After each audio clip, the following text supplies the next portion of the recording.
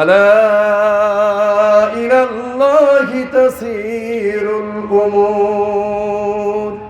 এইবার আমাদের জন্য ছোট্ট একটা সুসংবাদ আছে। আমাদের জন্য কি সংবাদের কথা বললাম? আওয়াজ হলো না, শুনতে পাইনি। কি সংবাদ বলেছি? সুসংবাদ। বাড়ি গেলে কিন্তু বিটিরা জিজ্ঞাসা করবে, বিটিরা কারা বলেন তো? বিটিরা কারা?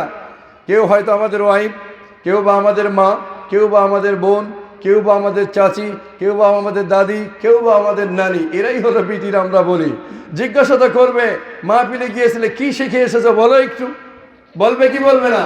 এই ছোট্ট একটা কথা শুধু মনে রেখে বলবেন যে আমি এতটুকু শুনছি, আল্লাহ তাআলা আল কোরআনুল কারিমে 25তম পারা সূরাতুশ শূরার 53 নম্বর আয়াতের মধ্যে বলেছেন, 52 নম্বর, 53 নম্বর আয়াতের মধ্যে বলেছেন, একেবারে সর্বশেষ আয়াতের সর্বশেষ বাক্য, আলা ইলাল্লাহি তাসিরুল উমুর।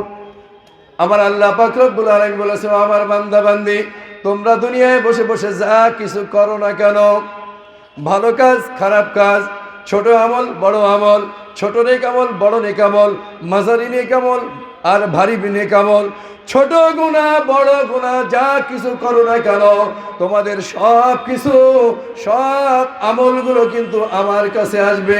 বলেন কার কাছে যাবে? আমার আল্লাহ পাক রব্বুল আলামিন এই কথা বলেছেন, আলা ইলাল্লাহি তাসিরুল উমুর।